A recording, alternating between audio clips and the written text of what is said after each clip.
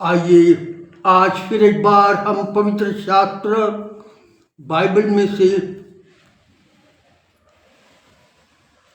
सत्यता को सुनने जा रहे हैं। पवित्र शास्त्र बाइबल में से हम गुरुवार की शाम को सुन रहे थे कि इज़राइल देश का इतिहास क्या है, और फेसबुक के माध्यम से मैं निरंतर प्रचार करके आपको सत्यता को देता जा रहा हूं।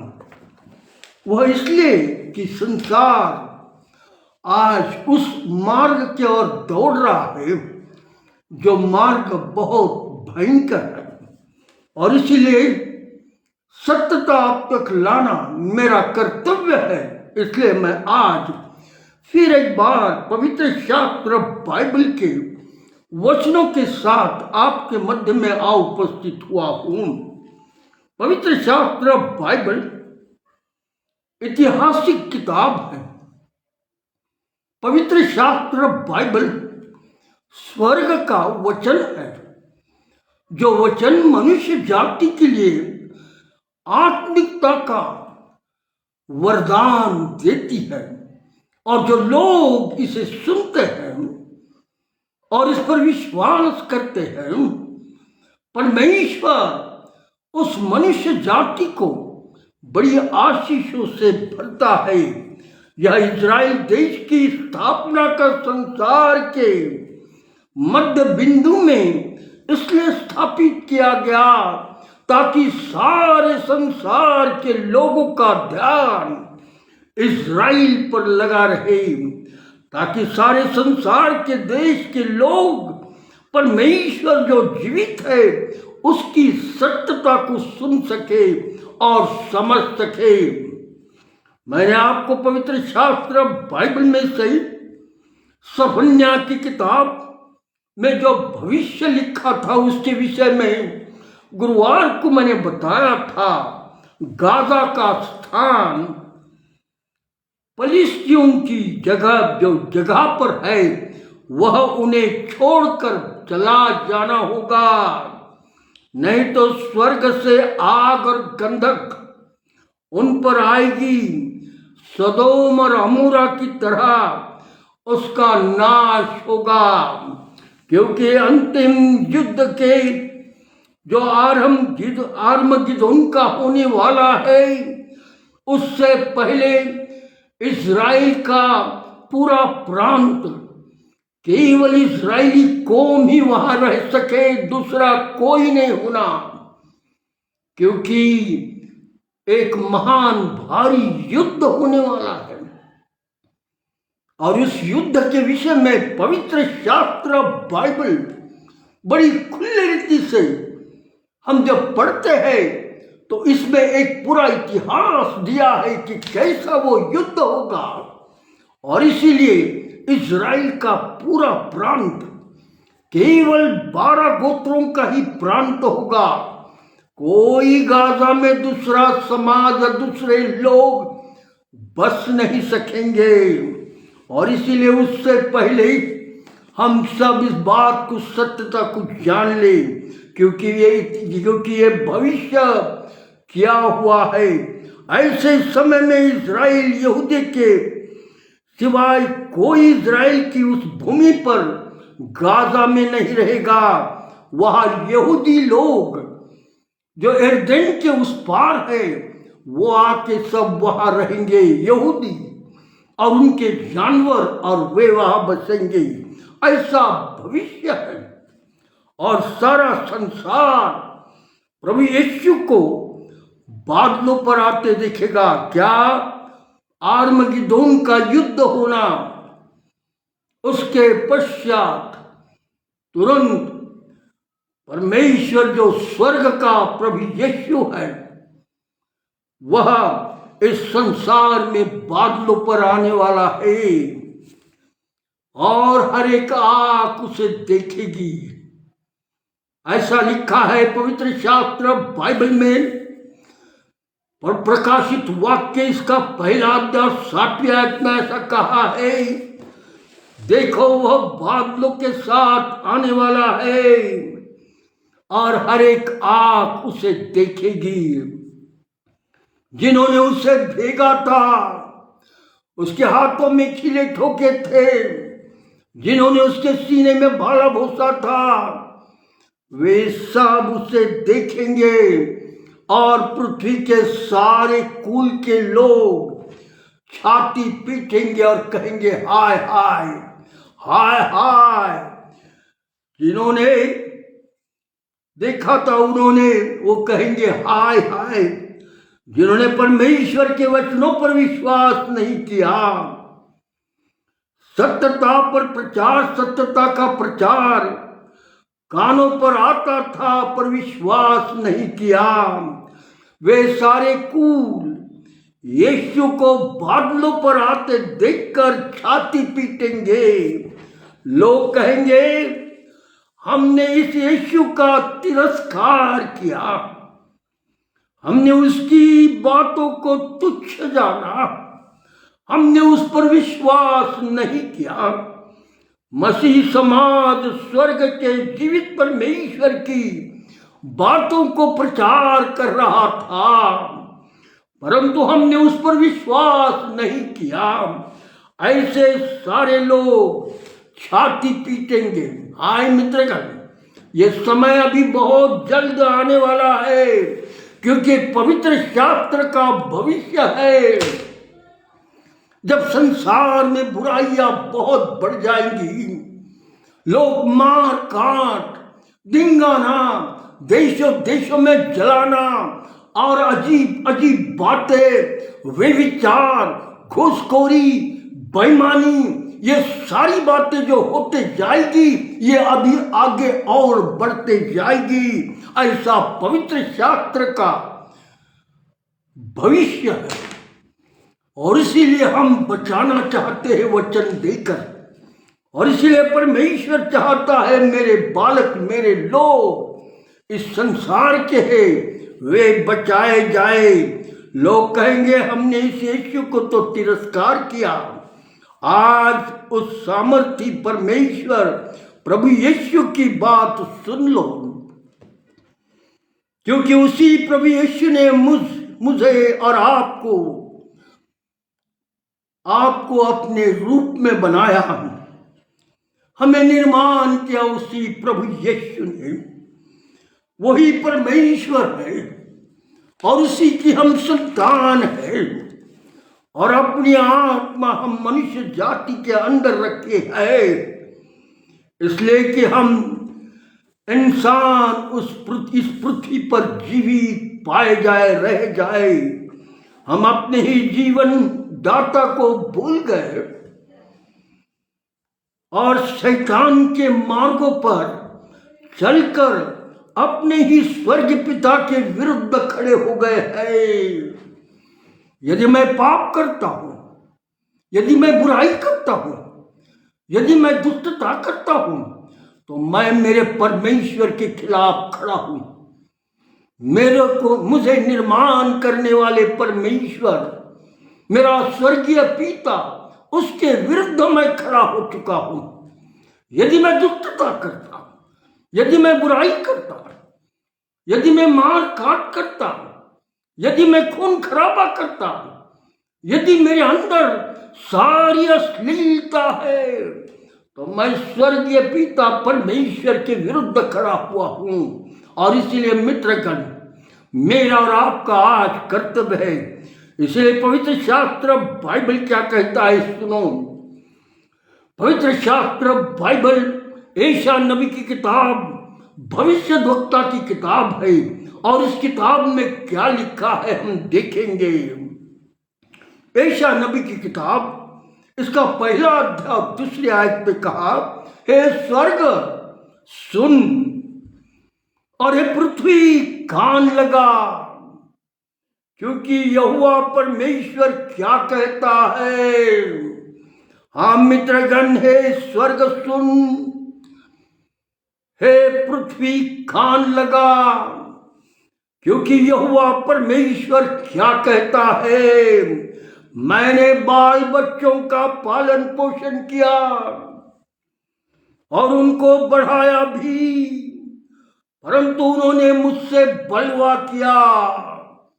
हाँ मित्रगण, हमने अगर बुराई की है, हमने दुष्टता की है, हमने पापों में जीवन व्यतीत किया है, तो हम ये समझ लीजिएगा कि हमने परमेश्वर के विरुद्ध बलवा किया है। हाँ, आज की वक्त आपको बचाने का है। जो भी बुराई करता, जो दुष्टता करता, जो बेईमानी करता, जो शैतान की इच्छा से चलने लगता, उनके लिए परमेश्वर का वचन ही कहता है। और इसलिए आज मैं जिस बात को बोलना चाहता हूं, ऐसा आगे लिखा है, अपने ही निर्माणकर्ता के विरुद्ध आज संसार में लोग पाए जाते हैं, क्योंकि संसार में लोग शैतान की आज्ञा मानकर अपने निर्माणकर्ता स्वर्गीय पिता से दूर हो गए हैं।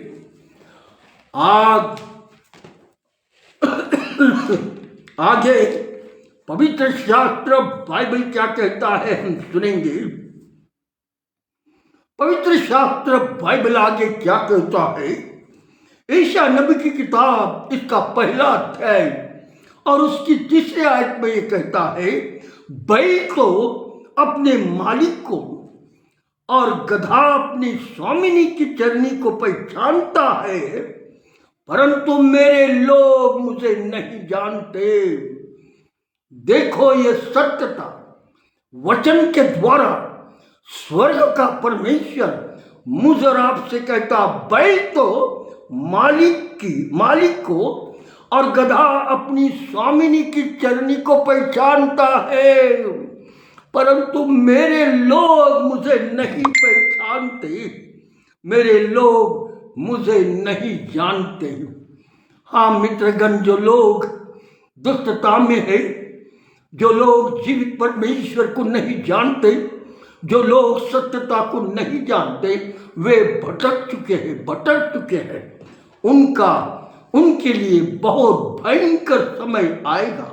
यशायाह नबी की किताब इसका पहला अध्याय और चौथे वचन में ऐसा कहा है, हाय यह जाति पाप से कैसी भरी है। परमेश्वर का वचन कह रहा है, यशायाह भविष्यद्वक्ता के द्वारा, हाय यह जाति कैसे पाप से भरी है, यह समाज कैसा लदा हुआ है, इस वंश के लोग कैसे कुकर्मी है, ये बाल बच्चे कैसे बिगड़े हुए हैं। उन्होंने परमेश्वर को छोड़ दिया, वे पराये बनकर दूर हो गए हैं। जीवित परमेश्वर ने देखा, मेरे लोग मुझसे दूर हो गए हैं और सबने शैतान को अपना पिता मान लिया है और मनुष्य जाति को जो नाश करता है उसको अपना संपूर्ण भाग दिया है। और इसीलिए मनुष्य जाति आज अगर देखा जाए, यदि वे सत्यता को नहीं जानते, यदि ये वे जीवित परमेश्वर को नहीं जानते, तो इसका मतलब है वो शैतान के मार्गों पर है, वे अंधे हो गए, उनकी बुद्धि भ्रष्ट हो चुकी है, वे सत्यता को समझ सक नहीं रहे। परंतु परमेश्वर ने कहा, मैं इस पृथ्वी पर अपना प्रेम मनुष्य जाति को फिर एक बार दिखाऊंगा। जो मनुष्य जाति मुझसे दूर हो गए, जिन्होंने अपना मुंह मुझसे फेर लिया है, जिन्होंने मुझे नहीं जाना है, जिन्होंने मुझ पर विश्वास नहीं किया है, उन मनुष्य जाति को फिर एक बार मैं अपनी प्रेम और मोहब्बत दिखाऊंगा। और इसलिए परमेश्वर, जो झूठा परमेश्वर मेरे इस दुनिया के बच्चों के लिए नीचे दर्जे तक मैं उतर जाऊंगा, क्योंकि मेरे बच्चों को मुझे बचाना है। हाँ मित्रगण, मेरे और आपके लिए स्वर्ग का परमेश्वर स्वर्ग छोड़कर इस पृथ्वी पर इसलिए आया कि मैं और आप नाश न हो। और ऐसा कहा है, उनके पापों से मैं उन्हें छुड़ाऊंगा। ओ मैं अपने प्रेम दिखाऊंगा और उनके अपराध और पापों से मैं उनको छुड़ाऊंगा, क्योंकि वे शैतान के बच्चे नहीं हैं, वे तो मेरे बच्चे हैं, स्वर्ग का पिता कहता है। और इसलिए स्वर्ग के पिता को ही इलाज करना होगा इसका, क्योंकि उनका नाश मैं सह नहीं सकूंगा, देख नहीं सकूंगा।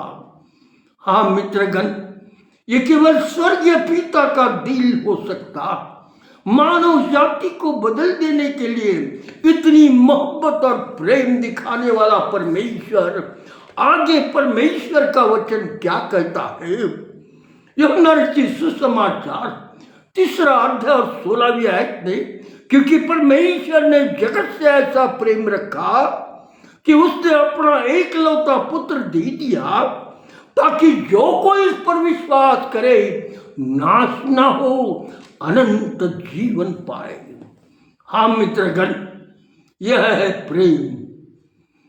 यह प्रेम संसार में किसी ने नहीं दिखाया। यही प्रेम का वचन पूना के बाजू में एक शहर गांव है, उसका नाम मुझे याद नहीं आ रहा, परंतु नारायण वामन तिलक कायस्थ ब्राह्मण घराने के थे। और इस कायस्थ ब्राह्मण घराने के नारायण वामन तिलक, इन्होंने यह वचन पढ़ा।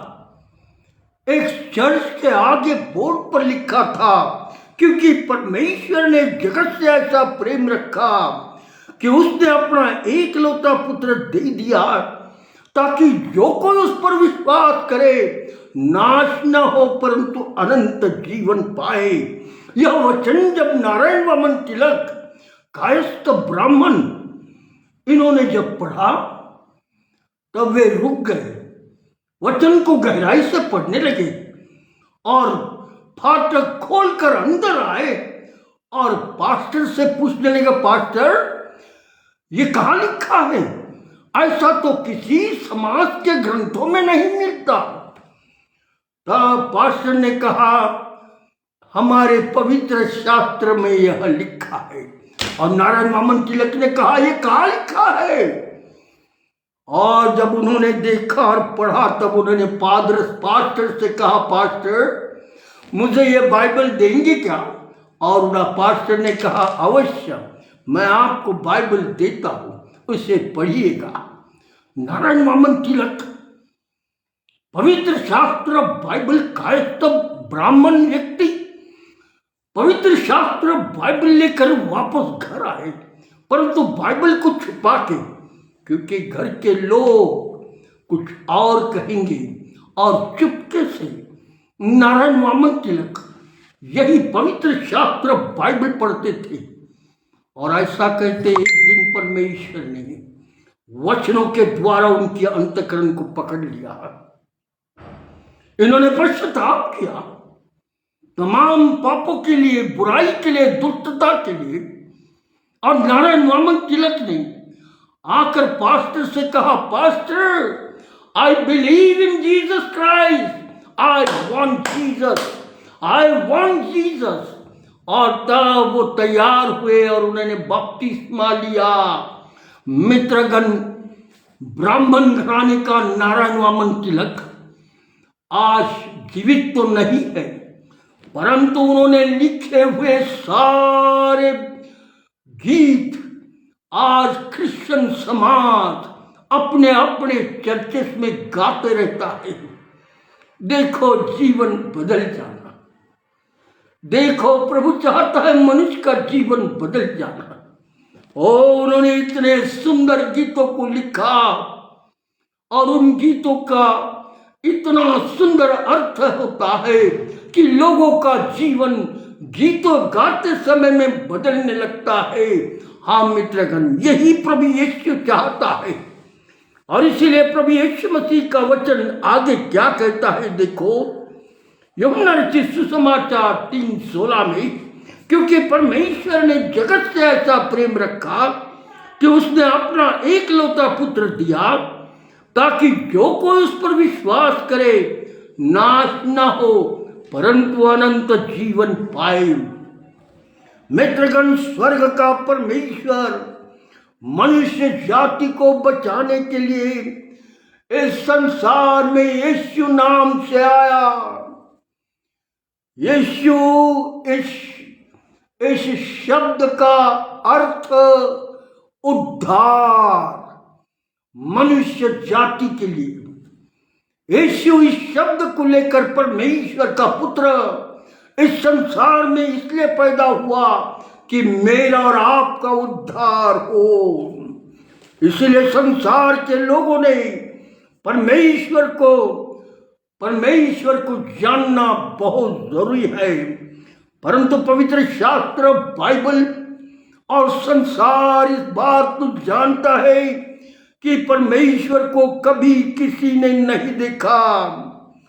स्वर्ग का परमेश्वर इस संसार में आने के 742 वर्ष पूर्व यह भविष्य एशिया करता है, और वो क्या कहता है, देखो एशिया नबी की किताब 7वां अध्याय और 7 और 14 में, इस कारण प्रभु आप ही तुमको एक चिन्ह देगा, देखो सुनो एक कुंवारी गर्भवती होगी, वो पुत्र जनेगी और उसका नाम इम्मानुएल होगा।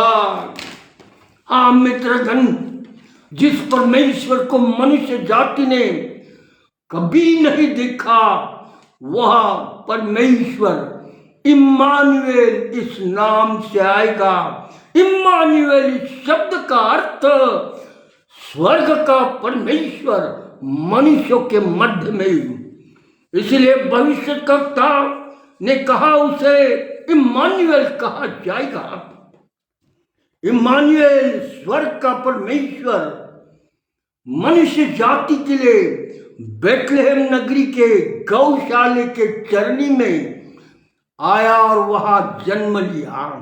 मित्रगण, बीबी मरियम के द्वारा यही यीशु, यही इम्मानुएल जो स्वर्ग से आया, गाय के चरनी में बीबी मरियम के द्वारा पैदा हुआ, ताकि सारे संसार में जितने पैदा हुआ, संसार में बालक के रूप में पैदा हुआ। इसलिए बालक के रूप में पैदा हुआ ताकि संसार में जितने बालक है उद्धार पाए, ताकि संसार में जितने जवान है उद्धार पाए, ताकि संसार में जितने बुजुर्ग है वे उद्धार पाए, और हर एक मनुष्य जाति चाहे स्त्री हो या पुरुष हो उद्धार प्राप्त कर सके। इसीलिए मेरा और आपका परमेश्वर मनुष्य जाति के मध्य में गाय के चरनी में पैदा हुआ। आज संपूर्ण चाहे मनुष्य के चाहे स्त्रियों के कितने भी बुरे, ऐसा कहा हुआ है, चाहे मनुष्यों के चाहे स्त्रियों के कितने भी बुरे पाप क्यों न हो, उद्धार तो केवल यीशु मसीह से होगा। संपूर्ण पापों से छुटकारा केवल एक ही नाम है जिसे प्रभु यीशु कहा गया है, और इसी नाम से मनुष्य जाति अपने पापों से छुटकारा पा सकता है। दूसरे किसी को यह अधिकार नहीं है। आकाश के नीचे मनुष्यों के मध्य में दूसरा नाम नहीं जिसके द्वारा उद्धार प्राप्त हो, केवल यीशु ये नाम। और इसलिए केवल यीशु यह नाम से हम उद्धार पा सकते। संसार के लोग यह विश्वास करते थे कि हम तो पापी हैं, हमने तो पाप किए हैं, हमने तो बुराई की है और हमारे पाप और हमारी बुराई अब हमें क्षमा कैसे मिलेगी। इसलिए मुर्गों का रक्त, बकरों का रक्त, गाय और बैलों का रक्त वेदियों पर मंदिरों में काट काट कर रक्त बहाने लगे, परंतु मंदिरों में और जगह जगह बहाकर ऐसा सोचने लगे कि मेरे पाप क्षमा हो चुके हैं। और हम यह कहेंगे अब मेरे पाप क्षमा हो गए, और क्योंकि मैंने मुर्गों का, बकरों का, गाय बैलों का रक्त वेदियों पर और मंदिरों में बहाया है। परंतु यह परमेश्वर के लेखे हत्या का पाप हो रहा था। इसलिए जीवित परमेश्वर ने देखा मेरी संतान पाप से छुटकारा चाहती है, पाप में जीवन व्यतीत करना नहीं चाहती। इसलिए प्रभु यीशु मसीह जब इस पृथ्वी पर बढ़ता चला गया, उसकी उम्र 33 वर्ष की हुई, तब ऐसा लिखा हुआ है प्रभु यीशु के चमत्कारिक कामों के कारण, प्रभु यीशु मसीह के अद्भुत कामों के कारण सारा इस्राएल और सारा यरूशलेम के आजू बाजू प्रभु यीशु का नाम सबसे ऊंचे होने लगा। और क्योंकि वो अंधों को आंखें, जबान जिनको नहीं बोल नहीं सकते उनको छूकर जबान देना, बहरे कान के है यीशु हाथ लगाता था और बहरे, अंधे और लूले ठीक होते थे। पक्षघाती लोग जो कभी उठ नहीं सकते, प्रभु यीशु मसीह ने कहा उठ, अपनी खाट उठाकर चल फिर, और चलते थे। मित्रगण, प्रभु यीशु मसीह ने मुर्दों को जीवित किया, प्रभु यीशु मसीह ने दुष्ट आत्माओं को निकाला, प्रभु यीशु ने अद्भुत काम करने के कारण सारा यरूशलेम गूंज उठा और कहने लगा, ओ ये तो यहूदियों का राजा है, यह तो प्रभुओं का प्रभु है। यह नाम जब लोग चिल्लाकर लेने लगे तो इस्राएल देश का, यरूशलेम और आजू बाजू के लोग घबरा गए, कहे कौन है ये राजा। और इसलिए उसके विरुद्ध षड्यंत्र रचकर उसे पकड़ लिया गया। पवित्र शास्त्र के इतिहास के मुताबिक, संसार के इतिहास के मुताबिक, इस्राएल देश के इतिहास के मुताबिक प्रभु यीशु को पकड़ लिया गया। और ऐसा लिखा हुआ है उसके शरीर से प्रभु यीशु को पकड़ लिया गया और यहूदियों ने और रोमी सल्तनत ने उसे क्रूस पर मार डाला। उसके शरीर से रक्त बहाया, उसके हाथों से रक्त बहाया क्योंकि वह कीला ठोका गया। उसके पैरों से रक्त बहाया गया क्योंकि यीशु के पैरों पे कीले ठोके गए। उसके सीने में भाला मारा गया क्योंकि यीशु मसीह के सीने में भाला मारकर उसे मार डाला गया। प्रभु यीशु के हाथ क्रूस पर रोमी सल्तनत ने ठोके। जो मनुष्य जाति ने जितने अपराध इन हाथों से किए, मित्रगण, मनुष्य जाति ने जितने अपराध इस हाथों से इस संसार में किए, उनके अपराधों के लिए यीशु के हाथों में कीले ठोके गए। हाँ मित्रगण, संसार में प्रभु यीशु ने उनके पापों के लिए अपने हाथों पर कीले दिए। इसलिए अपराध और किए हुए अपराधों के कारण प्रभु यीशु के हाथों में कीले ठोके गए कि मनुष्य जाति के हाथ शुद्ध हो जाए। क्रूस पर प्रभु यीशु के पैरों में कीले ठोके गए। मनुष्य जाति ने अपने पैरों से चलकर बुराई स्थानों पर चल चलकर पापों को किया, जो पैर अशुद्ध हो गए उनके पैरों के लिए प्रभु यीशु ने क्रूस पर अपने पैरों पर खीले ठोक लिए। लोगों ने खीले प्रभु यीशु के, पाप मनुष्य ने किया। बुरे ठिकानों पर जाकर पैरों से चलकर बुराइयां की। यीशु ने आपके पैरों के बुरी स्थिति को देखकर लोगों ने यीशु के पैरों पर खीले ठोके। मित्रगण, जितनी बुराइयां मनुष्य जाति ने अपनी बुद्धि से, विचारों से किया है और पाप और बुराई उनकी कारण बैठी है, और सब मनुष्य जाति के बुरे विचारों के कारण प्रभु यीशु के सर पर कांटों का ताज पहनाया गया। मतलब कांटों का ताज इस सर पर इसलिए कि मनुष्य ने विचारों के द्वारा जितनी बुराइयां की, जितनी दुष्टता की, उन सारी दुष्टता को, मनुष्य के पापों को प्रभु यीशु मसीह ने अपने सर पर कांटों का ताज पहनाकर, रक्त बहाकर शुद्धता मनुष्य जाति को दी है। उन सब मनुष्य जाति के बुरे विचारों के लिए, ताकि मनुष्य जाति बुरे विचारों में न रहे पर पवित्रता और धार्मिकता में बढ़ता रहे। बाइबल आगे क्या कहती है? उसके सीने में भाला मारा गया।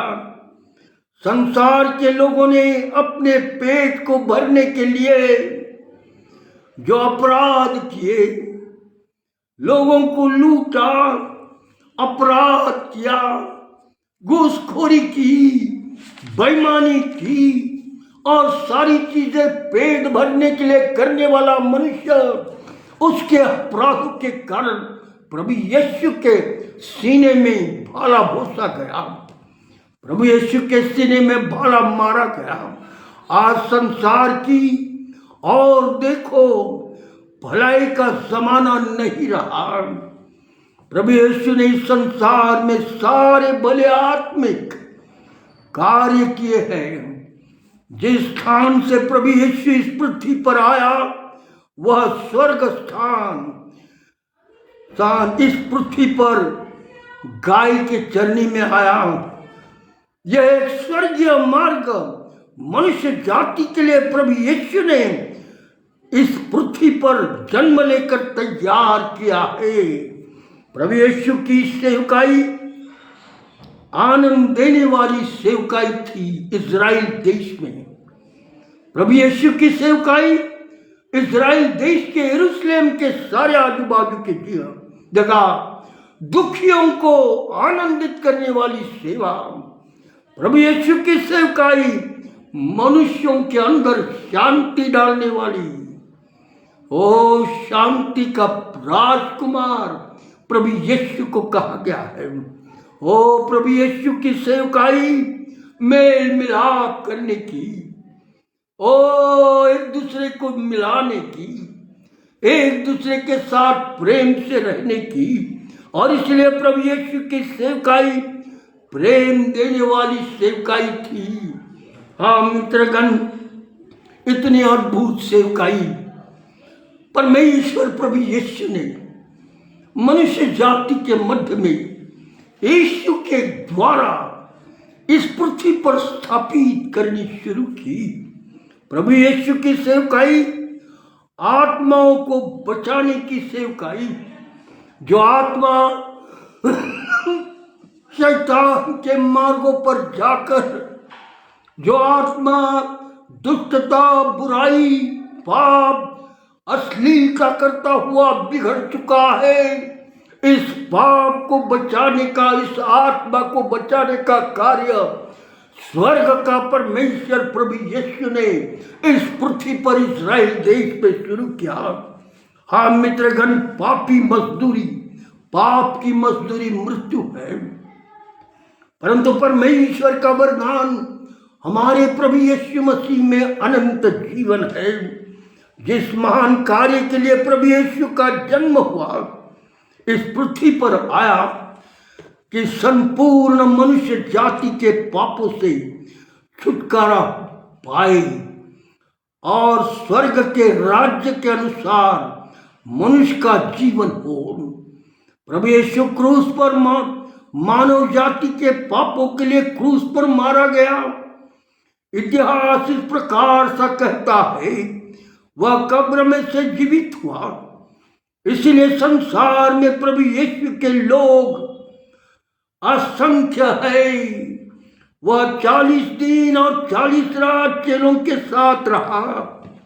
वह रोटी खाता रहा, लोगों के साथ पानी पीता रहा, लोगों के साथ स्वर्गीय राज्यों की बातें करता रहा। और 40वें दिन पवित्र शास्त्र बाइबल बताती जैतून नाम के पहाड़ी पर आया और सारे लोगों के सामने स्वर्गदूत और बादलों ने यीशु को उठा लिया, स्वर्ग पर चला गया। मित्रगण, वह यीशु प्रभु एक दिन वापस आएगा, एक दिन वापस आएगा। इसलिए पवित्र शास्त्र बाइबल क्या कहती, जितनों ने सत्कर्म किए हैं वे जीवन के पुनरुत्थान के लिए उठेंगे, परंतु जितनों ने दुष्कर्म किए हैं वे न्याय के पुनरुत्थान के लिए उठेंगे। मित्रगण, जो कुछ तू इस पृथ्वी पर बांधेगा स्वर्ग में बांधा जाएगा, जो कुछ तू इस पृथ्वी पर खोलेगा स्वर्ग में खुलेगा। आज वक्त है, यदि आज हमें ऐसा लगता है मैं तैयार नहीं हूं, तो मित्रगण उस यीशु को समझिए, जानिए और उस जीवित प्रभु यीशु पर विश्वास करिए और उसके करीब आइए। वह कहता है, हे बोझ से दबे हुए इंसान, मेरे पास आ, मैं तुझे विश्रांति दूंगा। हाँ मित्रगण, समय के अनुसार हमें अपने अंदरूनी जीवन को बदलना जरूरी है। हमें नम्र बनना होगा। हमें क्रूस पर की मृत्यु यीशु ने जो मेरे पापों के लिए सही बलिदान हुआ उसको समझना होगा। आज मैं नम्र हो जानता चाहता अपने पापों को, अपनी बुराइयों को जो मेरे जीवन में है, उन्हें सब अपराधों के लिए आज मैं क्षमा मांगना चाहता। मित्रगण, जिस दिन हम नम्र होकर आंसू बहाकर अपने पापों की क्षमा मांगेंगे, उसी समय प्रभु यीशु मसीह आपके आंसुओं को पोंछेगा और संपूर्ण पापों से जो आपके विचारों के द्वारा निर्माण हुए हैं, जो आपके अंदर बसे हुए हैं, उन सब को दूर करेगा। वह सब अपराध यीशु के लहू से प्रभु यीशु मसीह मिटा डालेगा और आप एक स्वर्गीय राज्य के अधिकारी होंगे। अंतिम एक छोटी सी कहानी बताकर बंद करता। हमारे भारत देश में देहरादून है और देहरादून में एक पेंटिकॉस्टल कन्वेंशन हुआ। मित्रगण, जब पेंटिकॉस्टल कन्वेंशन देहरादून में हुआ तो बहुत सारे लोग देहरादून में उस कन्वेंशन में गए और लोगों की भीड़ वचन और प्रार्थना कर रही थी। ऐसे समय में एक गैंग तैयार हुई। उस गैंग में लोग थे, जवान लड़के थे। उन्होंने जितने रास्ते पर से लोग उस कन्वेंशन में जा रहे उन्हें पत्थर से मारना शुरू किया। लोग घायल हो गए, परंतु वैसे ही दौड़कर कन्वेंशन के उस पेंडॉल में चले गए। प्रभु का वचन सुनने के बाद लोगों ने जाकर उस प्रचारक को और उस संस्थापक को कहा, लोग रास्ते से पत्थर मारकर हमें मार रहे हैं, वो आने को मना कर रहे हैं, हमारी मदद करें। अब मदद कैसी करें? सबने मिलकर हाथ ऊपर उठाया और प्रार्थना करने लगे, प्रभु जो लोग हमारे हैं, जो बुराई से पत्थर मार रहे हैं, ए दयालु प्रभु ये तेरे लोग हैं, इनकी आंखों को खोल ताकि वे सत्यता को समझे। और रो रखकर प्रार्थना कर रहे थे। दूसरे दिन फिर सताया, तीसरे दिन भी सताया, चौथे दिन जब प्रार्थना चल रही थी तो ऐसा कहा है, वो प्रार्थना होते समय में जो मेन व्यक्ति फतरे फेंक कर क्रिश्चियन लोगों को मार रहा था, वह रोता हुआ सीधा उस पूरे पेंडोल के अंदर घुस गया।